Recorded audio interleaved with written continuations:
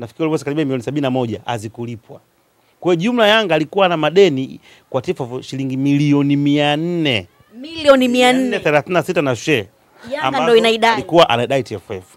Wakati Yanga wao walikuwa wanadaiwa hizo gharama za usajili wa wachezaji milioni 200 kama na 10. Ambazo walikuwa wanadaiwa. Kwa hiyo baadaye Yanga baada ya kuona hizo pesa waliandika barua. Barua yao ya kwanza ilikuwa ni barua ya tarehe 4 mwezi wa 9 2024 ya kuainisha mchakato mzima wa ambacho kilichotakiwa wapewe na wachodai, na wakawaomba kwamba kuna albaki yetu milioni 226 iliyobakia, ni ukitoa hizi zile ada, ukitoa na kila kitu, tunaomba turudishiwe. Hiyo barua haikujibiwa.